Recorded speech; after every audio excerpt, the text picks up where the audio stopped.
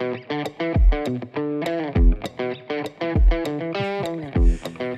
before we start, can I say something? Of course. I love these quiet moments at the beginning of an episode. It feels like we're just sitting down with a cup of coffee, getting ready to talk. Me too. It's like a small pause before the world gets busy. Exactly. So, hi everyone. Welcome back to the Learn English Talk podcast. I'm Jake. And I'm Mia. We're really happy you're here with us today. If this is your first time listening, this is just a relaxed conversation between two friends. No pressure, no complicated explanations, just real English spoken naturally. And if you've been with us for a while, welcome back. We love that you're practicing your English with us. You can listen while you're walking, cleaning, driving. Wherever you are right now, we hope you feel comfortable. Okay, so I don't know why, but today I woke up feeling curious. Curious? That sounds mysterious. Hi everyone, by the way. I'm Jake. And I'm Mia. We're really happy you're here with us today. Yeah, I woke up curious because yesterday I realized something.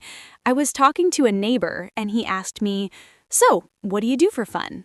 And I suddenly forgot how to explain my hobbies in a simple way. Oh, that question is simple, but also not simple. Exactly. I mean, we all have hobbies, but sometimes it's hard to talk about them naturally. Especially in English. You know what I mean? Yes, sometimes you know the hobby, but you don't know how to describe it, or you feel like your explanation sounds robotic. My hobby is reading books. Period. End of story. Yes, and then silence. So today we're going to have a relaxed conversation about hobbies, how to talk about them, how to describe them in a natural way. Not like a class, just like two friends talking. Exactly. And if you enjoy conversations like this, don't forget to like the episode and subscribe to the channel. It really helps us continue creating these conversations for you. And it helps you practice your English regularly, which is important. Very important. So, hobbies. Hobbies. Let me ask you something simple. What's one hobby you've been enjoying lately? Lately, I've been really into urban sketching. Urban sketching. Yes, I take a small notebook, go to a cafe or a park, and I draw buildings, people, little details around me. That sounds peaceful. It is. I've noticed that when I sketch, I pay more attention to small things, like the way sunlight hits a wall, or how someone sits while drinking coffee. That makes a lot of sense. It slows you down. Exactly. And when someone asks me about this hobby, I don't just say, I draw. I usually say something like, I enjoy sketching everyday scenes. It helps me relax and observe the world more carefully. That already sounds much more natural than just, I draw. Yes, because you explain the feeling, not only the activity. That's important. In my experience, when you talk about hobbies, people are more interested in why you like them than in the hobby itself. That's so true. For example, one of my hobbies is building model airplanes. I love that about you. Thank you. But if I just say I build model airplanes, it sounds a bit random. Yes. So I usually say I build small model airplanes at home. It's very detailed work, and it helps me focus after a long day. See? That gives a picture in my mind. Exactly. And when you give details, the conversation continues. Yes, because then someone might ask, "Oh, really? How long does it take?" Or, "Where do you buy them?" And suddenly you're having a real conversation. I think that's what many English learners want. Not perfect sentences, just real conversation. Right. So let's talk about different types of hobbies, not the usual ones like watching TV. Yes, let's go deeper. Okay, do you have any hobby that people usually find surprising? Yes, I enjoy learning about astronomy. Really? Yes, I'm not an expert, not at all, but sometimes at night I use an app to identify stars and planets. That's beautiful. I find it calming.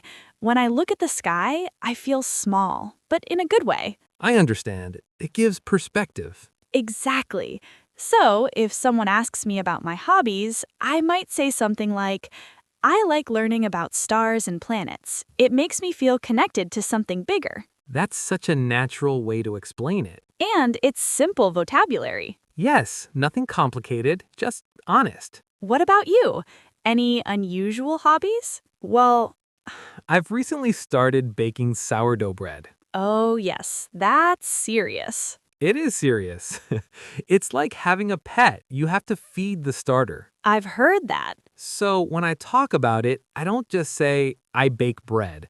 I say, I've been experimenting with sourdough. It's slow and sometimes it fails, but I enjoy the process. That word process is powerful. Yes, because hobbies are often about the process, not the result. That's so true. Let me ask you something. When you meet someone new, is it easy for you to ask about their hobbies? Not always. Sometimes I feel shy. Really? Yes, but I've learned to ask simple questions like, what do you like to do in your free time? That feels more natural than what are your hobbies? I agree. Hobbies sounds a bit formal sometimes. Yes, what do you enjoy doing after work? Feels softer. Or how do you usually relax? I like that one. Because even walking your dog can be a hobby. Exactly. Or taking photos of your dog.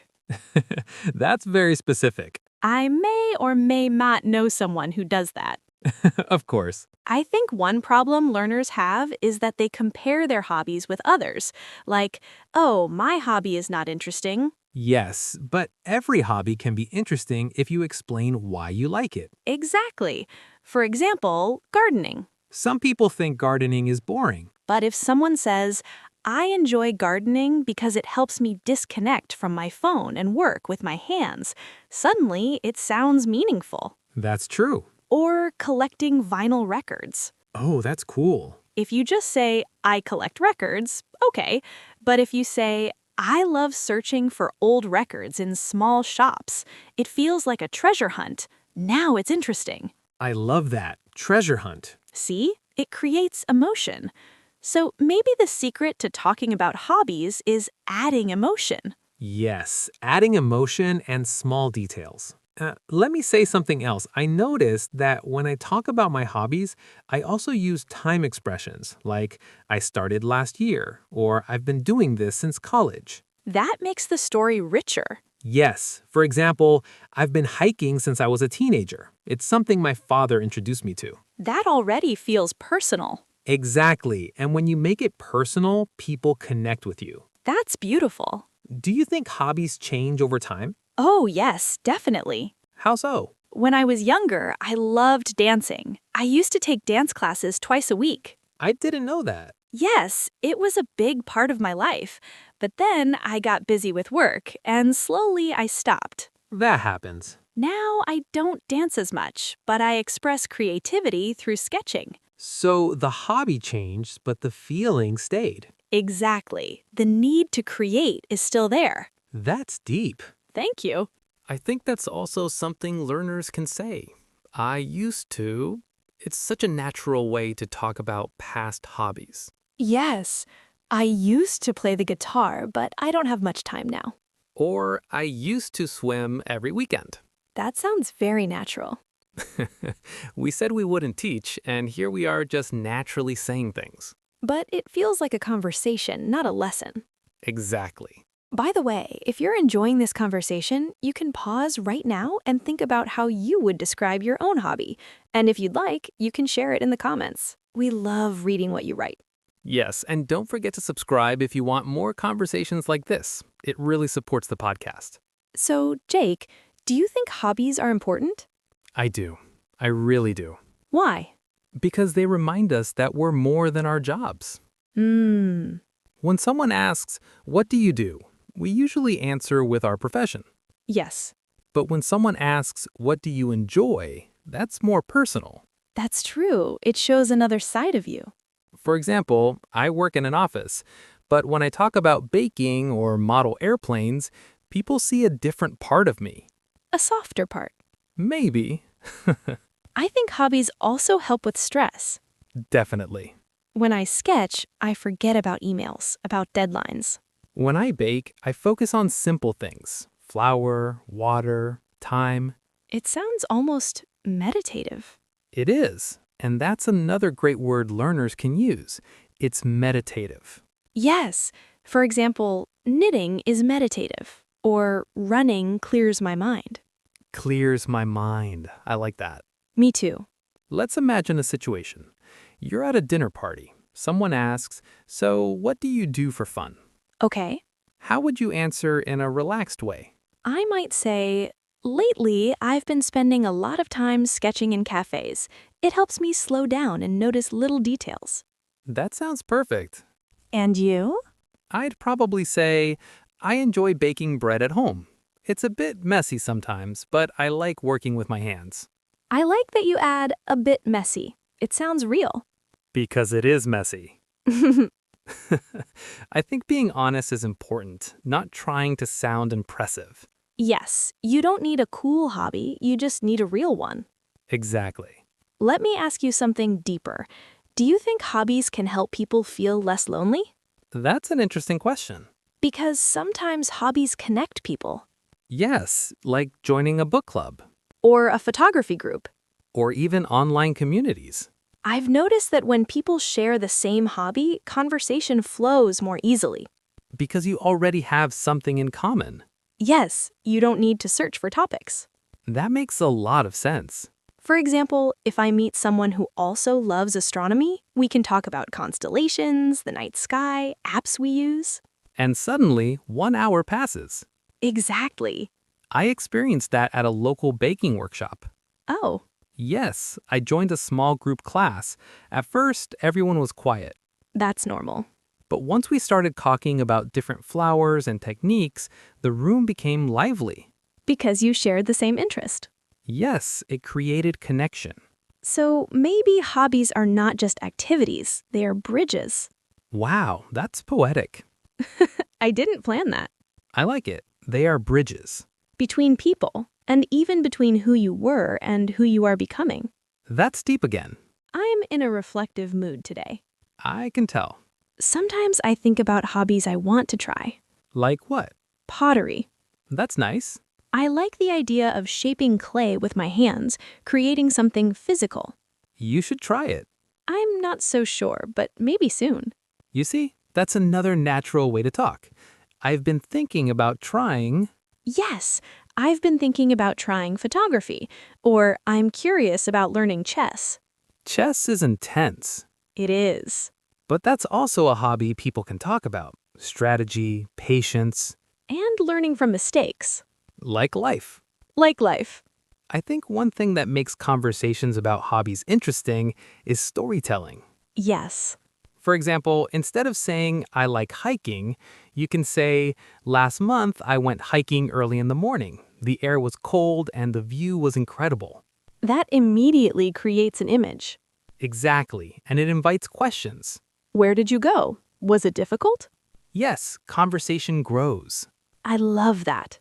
So maybe today's idea is simple. When you talk about hobbies, add a little story, Add a little feeling. add a little reason. That makes everything more alive. You know what I've noticed? What? When people talk about something they truly enjoy, their voice changes. It becomes softer or more excited. Yes, there's energy. And even if your English is not perfect, people feel your passion. That's so important. Because confidence doesn't come from perfect grammar, it comes from connection. I totally agree. So if you're listening right now and thinking, my English is not good enough to talk about my hobbies, just try. Yes, start simple. I enjoy, I like, I've been learning, And then add one small detail. one small reason. That's enough. I like conversations like this. Me too. They feel calm. And real. Before we finish, let's quickly share one hobby we want to continue this year. Okay, I want to continue baking and maybe start sharing my bread with neighbors. That's sweet. What about you? I want to keep sketching and maybe finally try pottery. I support that. Thank you. So today we talked about hobbies, not in a complicated way. Just in a real way. We talked about describing what you do. And why you do it. adding small stories, adding some feelings, and remembering that hobbies are personal. and they connect us. If you'd like, tell us in the comments, what do you enjoy doing in your free time? Even if it's simple, even if it's small. Small steps matter. Progress over perfection. Exactly. And if this episode helped you feel more confident about speaking, don't forget to subscribe and share it with a friend who's learning English too. We'll be back with another relaxed conversation. Until then, take care of yourself. And enjoy your hobbies. Bye, everyone. Bye.